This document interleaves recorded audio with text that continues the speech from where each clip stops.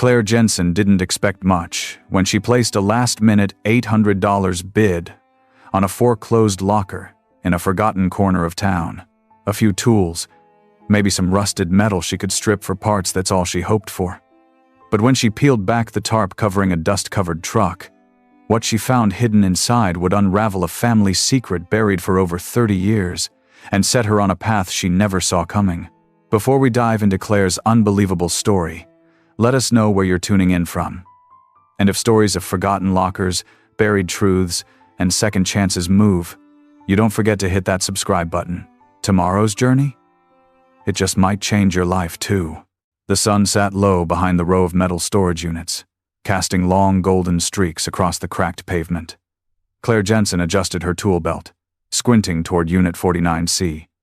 It didn't look like much, just another foreclosed locker on the outskirts of town, part of a silent auction the county had offloaded online. Most people had passed on it. No photos, no description, just a line that read, "Delinquent since 1992, contents unknown, locker sealed." That was enough for Claire. She'd fixed up worse things in her life. Grew up in her father's garage, holding flashlights under hoods before she could read spark plug manuals. Now 28, she ran her own mechanic shop 2 blocks down from where her dad taught her to swear at bolts that wouldn't budge. Business wasn't booming, but it kept the lights on. And a part of her always believed that the real stories weren't in the cars people brought in. They were in the ones nobody claimed. The padlock on 49C was rusted but thick. Claire slipped the bolt cutter teeth over it, gave one hard squeeze, and felt the satisfying crack as metal gave way. The doors groaned when she pulled them open. Dust blew out like it had been holding its breath for decades. Inside, silence, and then shapes. A few old filing cabinets toppled to one side. A wooden crate with a military stamp. But what stole her breath was dead center. A truck. It was coated in a thick layer of grime and partially covered in a silver tarp that shimmered faintly in the dying light. The bumper peeked out steel, squared, unmistakably vintage. Claire stepped closer. Her boots crunched over grit and dried leaves. She reached for the tarp with both hands, pausing just long enough to exhale. Then she pulled. The tarp slid off like old skin, revealing a faded tan body, curved panels streaked with rust, windshield clouded by time. The truck wasn't just old, it was untouched, frozen, preserved, and in far better condition than anything she expected from a forgotten locker. The tires were low but intact. The chrome was pitted, but still present. Most striking of all, stenciled numbers along the driver's side door, military issue. Claire walked a slow circle around it. There was no make or model on the tailgate, no license plate, no registration. The key was still in the ignition. Her fingers hovered over it like she might wake something up. "What are you doing here?" she whispered. The locker was silent. But something about the truck's posture, angled ever so slightly forward, like it had been rolled in and never meant to be touched again, made her feel like she'd interrupted something sacred. She stepped back into the golden light of the evening, heart thudding. Tomorrow, she'd bring tools, gloves, lights. Tonight, she left the key in the ignition and the tarp half off. Some mysteries deserve to breathe first. Claire barely slept that night. She kept thinking about the way the dust had settled, how the locker air smelled like old leather and diesel, how the silver tarp had clung to the truck like it didn't want to let go. She didn't know why it mattered so much. She'd seen dozens of abandoned vehicles in her life, but something about this one felt different, like it had waited, like it had chosen her. By 7 a.m., she was back at Unit 49C, thermos of lukewarm coffee in one hand, toolbox in the other. The morning sun was already warming the storage lot, the cicadas humming like power lines overhead. As she opened the locker again, light spilled over the truck's surface, making the dust glitter like sand. Claire didn't hesitate this time. She tossed the tarp aside and stepped right up to the driver's door. The handle resisted, then clicked open with a sigh. The hinges were dry, but not rusted shut. She leaned in, expecting rot, mold, maybe a dead mouse. Instead, it just smelled old, like oil and time. The bench seat was cracked and brittle but intact. A leather jacket lay folded across the passenger side, its sleeves stiff and sun-faded. She lifted it gently beneath it. A folded wool blanket and a small sealed manila envelope. No markings, no name. Claire slid into the driver's seat. The vinyl crinkled beneath her, and the springs let out a groan. Her eyes scanned the dash, no branding, no VIN plate. Just a switch panel that looked like it belonged in a military vehicle, not a civilian truck. A row of toggle switches, some labeled in faded ink. AUX, comms, IN. She twisted the key out of habit. Nothing. Dead. But the resistance was smooth. Not frozen, not rusted. This truck hadn't been junked. It had been stored, preserved. Like someone meant to come back for it, and didn't. She leaned over and opened the glove box. Dust spilled out. A few maps, yellowed and folded tightly. A rusted flashlight. And underneath it all, something that didn't belong. A plastic ID badge. The photo nearly bleached white, clipped to a red lanyard. Claire turned it over slowly. There was no name, just a logo. A triangle with 3 interlocking rings and a code. S14. DRK. She blinked.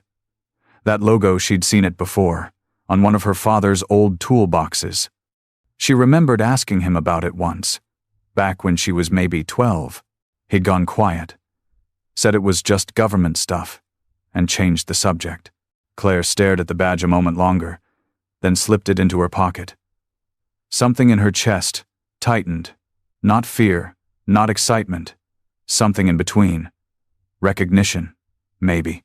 She reached back for the manila envelope, still sealed. Inside, she felt the edges of paper, something heavier. A key card? Maybe a photo. She hesitated, her thumb on the flap, when something scratched beneath her boot. She looked down. The driver's floor mat was slightly raised in the corner. She peeled it back. The carpet lifted with a puff of dirt, and underneath it, screwed into the metal floor pan, was a small steel plate with a circular keyhole. No label. No instructions. Just hidden. Carefully. Claire stood up slowly, dusted off her hands, and looked out over the field of empty units. Someone had put a lot of effort into hiding this, and now, whether she meant to or not, she was the one peeling it all back. The air felt heavier inside the locker now, like every secret she uncovered thickened the silence. Claire crouched back down beside the exposed steel plate under the floor mat. She ran her fingers along the rim precision cut. No rough edges, no rust, not factory. This was added, hidden. The circular keyhole in the center wasn't standard either. Claire knew locks she'd busted open enough to recognize when something was military grade. This wasn't just a spot for storing jumper cables or a spare jack. This was deliberate concealment.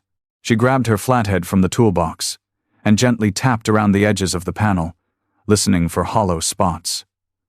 A dull metallic thunk echoed back something beneath. Maybe a foot of space. Maybe more. She exhaled and pulled the manila envelope from the seat again, sliding her finger beneath the flap. Inside was a folded piece of paper and a small black key circular end, narrow stem, finely machined. Her breath caught. It matched. The key slipped in smoothly. She turned it, and there was a soft click, not mechanical, but magnetic. The panel gave a subtle shift. Claire pried it open. Beneath the floor was a hidden compartment, rectangular and padded, like a vault or weapons case. Foam lining, perfectly cut. Inside, a black metal lockbox, maybe 2 feet wide and 6 inches deep, heavy. Unmarked except for a matching logo, the triangle and rings, pressed into the steel like a fingerprint. Claire lifted it out carefully and set it on the tailgate. It was cold to the touch, even in the rising Sunday. She tried the same key. Another magnetic release. The lid hissed as it opened. Inside were 3 things. First, A thick stack of documents, sealed in clear plastic sleeves. Blueprints, maps, receipts. Claire didn't recognize half the symbols or the technical jargon: pressure tests, wiring diagrams, sensor arrays, but she knew enough to tell this wasn't related to a civilian truck. This was defense tech, experimental. Second, a black envelope with Operation Fieldmark, embossed in silver on the front. No date, no sender. She opened it carefully and pulled out a folded memo, yellowed but sharp. The letterhead said Department of Strategic Projects. Disavowed. Her pulse quickened. Disavowed? But it was the third item that nearly made her drop the whole case. A photograph. Black and white, creased in the corners. Two men stood in front of the same truck she'd just uncovered, fresh and clean. One had short hair and a firm military stance. The other stood looser, in coveralls, and a smirk that Claire knew better than any name. It was her father. Her throat tightened. He was younger, maybe mid-30s, same jawline, same half-smile she'd seen 1,000 times while he changed oil filters and cracked jokes about bad spark plugs. He never talked about his time before the garage. Told her he was just a wrench man, a small-town mechanic. But that wasn't just a work truck. That was this truck, and now she was staring at a photo that said everything she thought she knew about her dad might have been a cover story. Claire sank onto the tailgate, the photo trembling in her hands. The lockbox was real. The documents were real. And now, somehow, so was the question that had always lingered at the edge of her childhood. What was her dad hiding? Claire sat on the tailgate long after the sun had crested the roof of the storage unit. The photograph felt like it had weight, not just from paper and ink, but from memory, from history. She turned it over in her hand again. No writing, no date. Just two men frozen in a moment she wasn't supposed to see. Her father had been gone almost 10 years. A stroke in his sleep at 52. It had been sudden, cruel. The kind of loss that doesn't give you time to ask the right questions.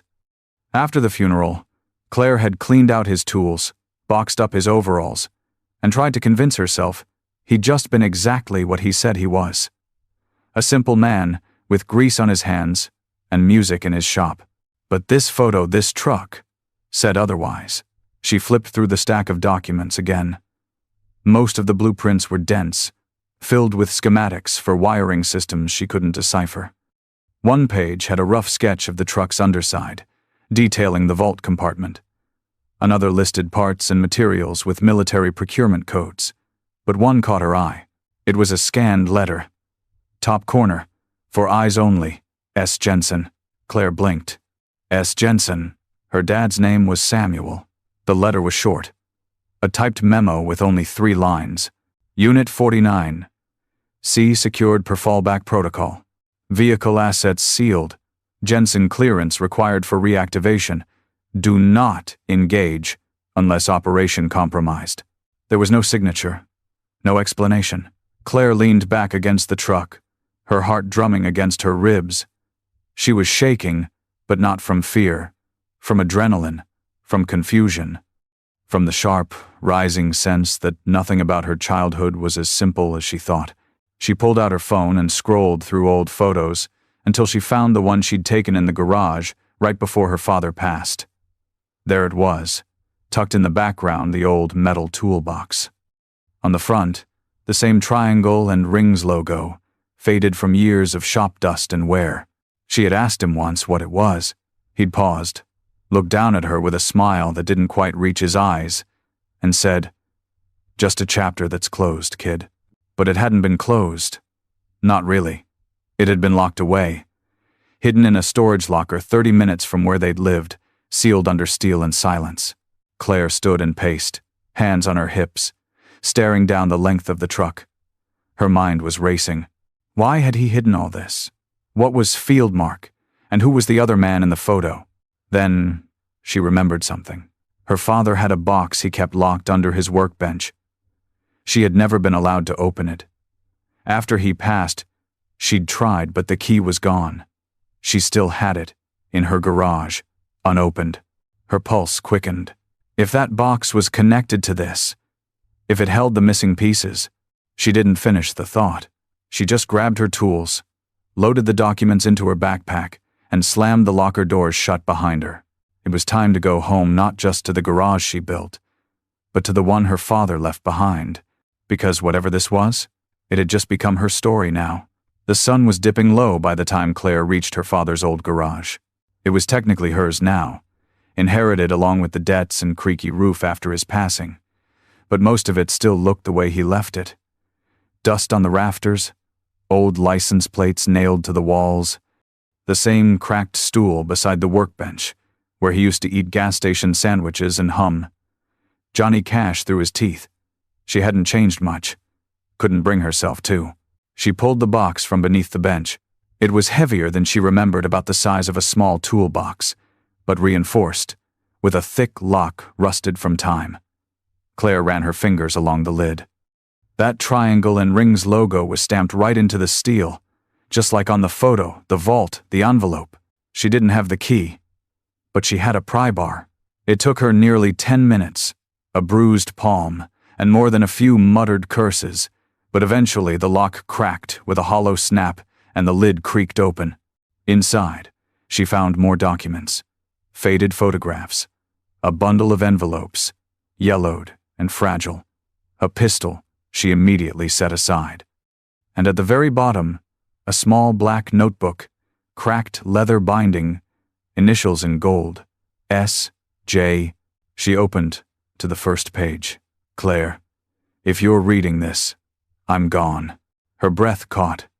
She sat down hard on the stool, the air suddenly too thick to breathe. I never wanted this part of me to touch you. I got out because I didn't believe in what they were building anymore. I came home to build something with my hands instead. Something honest. But some things don't stay buried.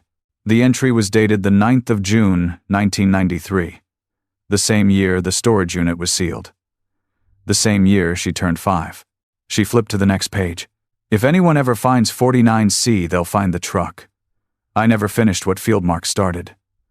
They'll try to finish it, or erase it. Be careful who you trust. That's when she heard it. Boots on gravel. Claire froze. The sound wasn't close, just outside the garage. Slow, deliberate steps. Not hurried, not sneaky. Confident. She stood, quietly closing the box.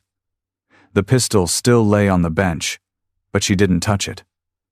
Not yet. The footsteps stopped, just beyond the open bay door. A shadow stretched across the concrete. Claire Jensen? The voice was older, measured, gravelly. A man, late 50 seconds maybe. She stepped closer, still hidden behind the old Challenger parked near the door. Who's asking? I knew your father, the man said. And I think it's time you knew the truth about what he was protecting. Claire's throat tightened. She stepped into the doorway, heart hammering.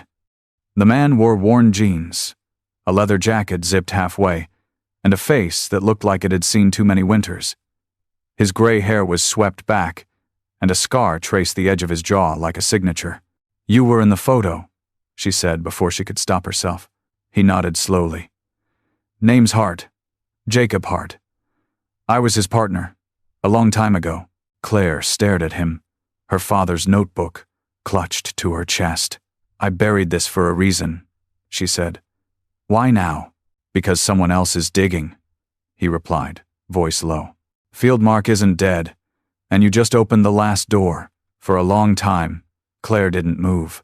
She stood in the open bay doorway, staring at Jacob Hart like he might vanish if she blinked. He didn't fidget, didn't break eye contact, just waited, like a man used to holding secrets for years at a time. Finally, Claire stepped aside. Come in, she said. Jacob entered without a word.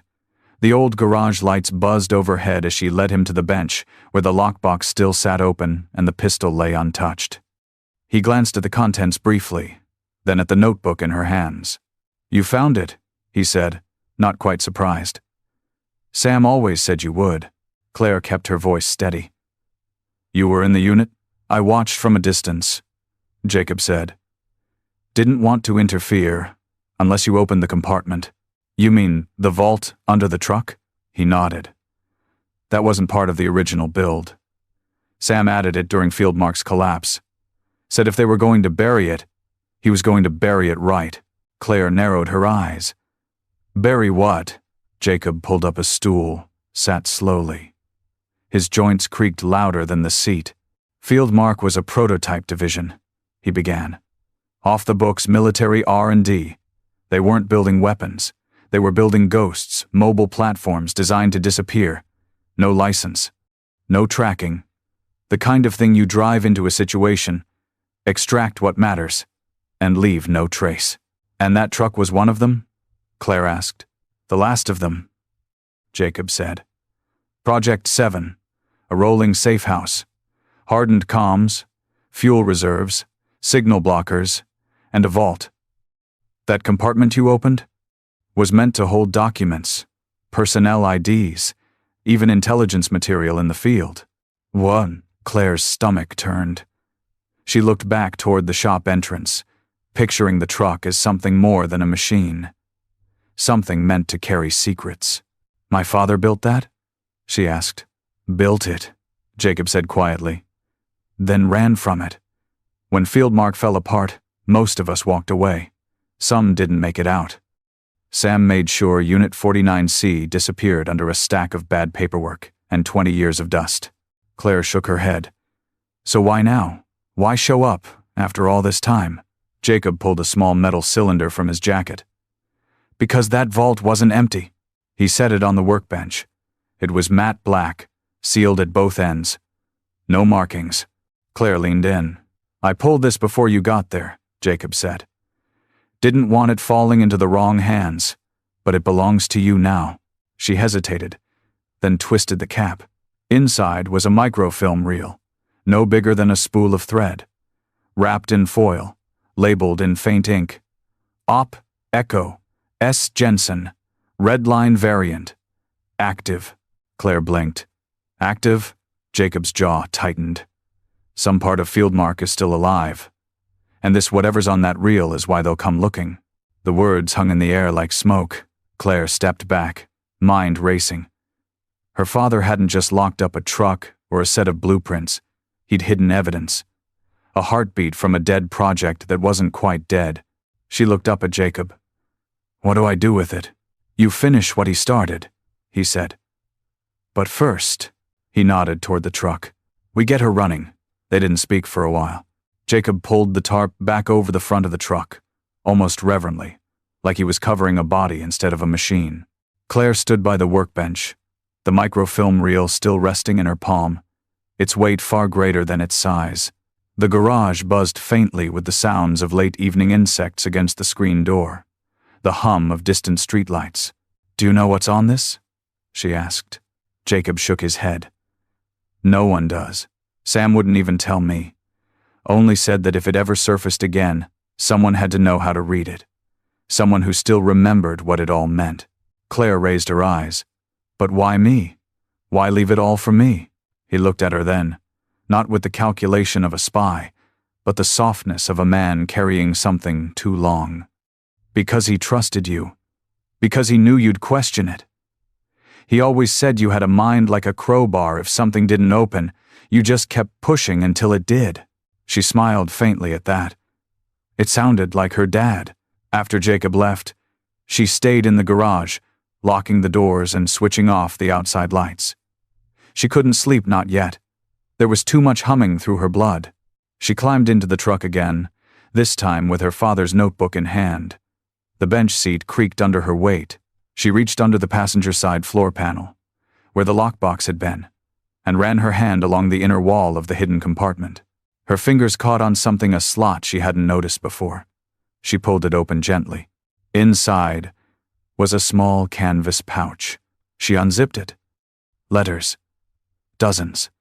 Folded neatly, organized by date, all handwritten in her father's steady, looping script. Some were yellowed with age. Others looked like they were written the day before he died. None were addressed to her. The first one read, "To the next driver." Her breath caught. She unfolded it and began to read. If you're sitting behind this wheel, then the road you're on isn't ordinary. You're likely in danger, and you don't even know from what yet. I'm sorry for that. Truly. But I couldn't leave this vehicle in just anyone's hands. She's more than steel and circuits. She's the last thread of something they wanted to erase. If you're reading this, I hope you're calm. I hope you're patient. Because what you're about to uncover isn't just information, it's responsibility. This truck was built to survive. But survival only matters if someone remembers why it was needed in the first place. Claire's throat tightened. Each letter after that followed the same theme. Instructions, warnings, memories, pieces of a man who had stayed silent his entire life, but who in ink and paper was now trying to teach, to protect, to prepare. And none of them were signed with his name. Each one ended the same way. For the driver who comes next, I leave this road. Make it yours. Drive it well. Claire folded the letter back and placed it against her chest. She didn't cry, not yet, but her jaw clenched to keep the waves from crashing in too early. This wasn't about espionage anymore. This was about legacy. This was about her father leaving behind something he believed someone else would need. And somehow, against every odd, that someone was her. The storm came in fast. By morning, the sky over Glenfield had gone from warm October haze to low, churning slate. The wind pressed against the garage doors like it was trying to get inside, and leaves swirled in frantic little cyclones across the lot. Claire stood by the bay window, sipping lukewarm coffee and watching power lines sway. But her mind wasn't on the weather. It was on the truck, on her father, on the weight of what she'd now inherited. She hadn't slept. Not really. She'd read nearly every letter in that pouch, watched the footage from the truck's black box camera-grainy clips of her father and Jacob in some dusty canyon, field-testing systems, laughing through the static. She'd scrolled through her father's digital notes, found detailed entries on the truck's electrical shielding, its signal-blocking paint, its dual ignition system. It wasn't a truck. It was a ghost. No GPS, no traceable emissions, no record. And somehow, it still existed. Claire opened the garage door, just wide enough to roll the truck halfway into the light. The sky was darkening fast now, clouds swollen with rain, the kind that felt personal. She climbed in, pushed the ignition toggle to aux. The dashboard blinked. Not like a normal car. No speedometer, no check engine lights. Just a single blinking prompt. Reactivate system? She didn't press it. Instead, she stepped out and knelt beside the front tire. Jacob had said they'd need to get her running, but the engine wasn't the problem. The power was. The truck system needed something more than fuel. It needed clearance. A signal. A code. And Claire had a suspicion she knew where to look. Back inside the lockbox, buried beneath the microfilm canister, was a second flash drive she hadn't opened yet. No label. Just scratched metal and worn plastic. She plugged it into her laptop. The screen flickered. A prompt. Field mark, level red, verify Dena auth. She stared. There was a tiny sliding panel on the flash drive. A glass strip beneath. A biometric scanner. Claire froze. This wasn't just protected, it was locked to a person. Maybe her father, maybe her, maybe both. She pressed her thumb to the strip. The screen paused. Then, match found. Welcome, Jensen line. Files began to open blueprints, voice logs, mission directives. But one file stood alone. Red line active communication. Pulse, 7 amperes. It was audio. She hit play. Her father's voice filled the garage. If this message is playing, I'm dead. Or worse. If they've found you, Claire, you need to know field mark didn't end. It's splintered. There's still a unit out there. One that thinks this truck belongs to them. And they're not coming to recover it. They're coming to erase it. And you. The wind outside howled like it had heard him. Claire stood slowly, pulse pounding. The weight of every letter, every bolt in the truck, every silence her father had ever given her. It all crashed into this one moment. She wasn't just restoring a relic. She was standing at the edge of a war her father had tried to keep her out of. And the wind was shifting, not just in the trees, but in the story itself. The rain came in sideways. Claire barely had time to bolt the garage doors shut before the sky cracked open. The power flickered, then steadied. Her boots tracked water across the concrete floor as she paced, adrenaline fighting exhaustion. Jacob hadn't returned since last night, and his phone went straight to voicemail. That worried her more than she wanted to admit, but she didn't have time to wait. The truck sat dead center in the garage, lights off, wires coiled like veins across the floor. The kind of vehicle that didn't just need parts, it needed faith. Her father's notes were spread across the workbench like a map through a war zone. Alternator modifications, EMP shielding upgrades, modified fuel mix ratios, pages and pages of half-solved problems, all scrawled with the same looping J in the margin. Claire rolled up her sleeves. She didn't need a plan. She needed motion. She started with the engine, pulled off the valve covers, checked for oil breakdown. Surprisingly clean. Then she moved to the electrical system, layered, custom, strange. Some parts looked hand-built, others pulled from machines she'd never even worked on. It was like someone took 3 trucks, a tank, and a surveillance van, and blended them into one heartbeat. Hours passed. She barely noticed. The storm outside became a rhythm to her work. Thunder like hammers, rain like coolant on hot steel. By nightfall, she had the ignition system rewired, the alternator replaced, and the auxiliary power cell rerouted into the dashboard. She turned the key. The dashboard glowed. Not fully. Just enough to flash the prompt again. Reactivate system? Claire hovered over the button. She wasn't ready yesterday. But today, she pressed it. The system whirred to life. The truck gave a low electrical hum, followed by the faintest mechanical click beneath the floorboards. Then the voice. Not her father's. Synthetic. Calm. Female. Field. Unit 7. Own line. Awaiting command. Claire stepped back, heart racing. She hadn't just fixed something, she had awakened it. She climbed back into the driver's seat. The glove box opened itself with a soft pop, revealing a single new item, a small disc-shaped device with a pulsing green light and a touchpad interface. She tapped it. A holographic projection blinked into the air. A crude map, grid style. One red dot, one blue. The red dot was where she stood. The blue one? Moving. Fast. Straight toward Glenfield. Her stomach dropped. This wasn't over. This was the beginning. The roads out of Glenfield were slick with rain and scattered leaves, but Claire didn't notice. The tires of the truck gripped like they had purpose, and the rebuilt engine purred low and steady, almost like it was breathing. Every switch, every gauge on the dash lit up with quiet precision, as if the machine had waited decades for her hands alone. She was 2 miles outside of town before the reality hit. She was being hunted. Not metaphorically. Literally. Whoever was behind the blue dot, the one now closing in on her, wasn't just interested in recovering a relic. They were coming to shut it down. Erase evidence. Tie off loose ends. Maybe even end her. But Claire had already made her decision. She wasn't just protecting a truck. She was protecting her father's choice to walk away. His courage to bury the thing that could have made him a monster. His belief written in every letter. Wired into every bolt that someone down the line would know what to do when the past came roaring back. That someone was her. The rain eased as she pulled off the main road and turned into the quarry. The one where she used to ride dirt bikes as a kid. No one would follow her here without knowing the terrain. It was rough, full of switchbacks and dead ends. She parked the truck beneath a rock overhang and killed the lights. Then she waited. The minutes stretched. Wind whistled through the canyon. Her breath fogged the windshield. And then headlights. 2 of them.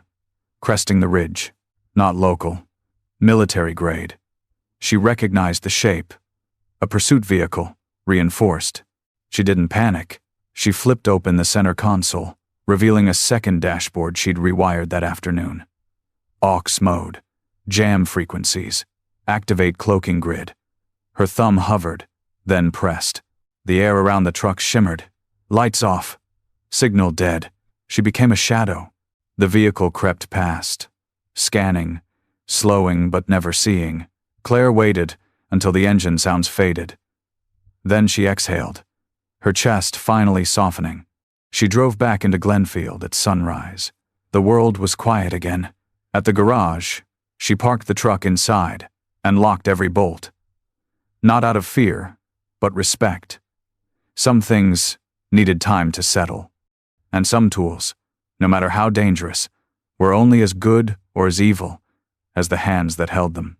She pulled her father's notebook from the seat and placed it on the workbench. Next to it, she left her own. Freshly started. First page blank, except for one sentence. Day 1. I'm not hiding this story. I'm driving it. By afternoon, Jacob returned. Said nothing at first, just nodded when he saw the truck still safe, still humming quietly beneath the tarp. You handled it, he said. Claire looked up from the bench. It's mine now, he smiled. A week later, Claire started writing down everything. What she'd found, what the truck could do, what her father had built, and why he'd buried it. She scanned every letter, digitized every schematic, not to publish, not to expose, to protect, to prepare, because she knew now legacy isn't just about what you build, it's about who you trust to carry it forward. She trusted her instincts, and her father had trusted her. In the months that followed, she kept the garage running, took on new projects, taught younger mechanics what she knew, started a small Saturday class for girls who wanted to learn what horsepower felt like beneath their palms. But once a week, like clockwork, she opened Bay 3, the one where the truck lived, and let the engine run for 5 quiet minutes. Just to keep it alive. Just to remember, because one day, someone else might need it. And when they do, Claire Jensen will be ready with a story, a map, and a truck that disappears when the world starts asking the wrong questions. And maybe, just maybe, she'll drive it one last time.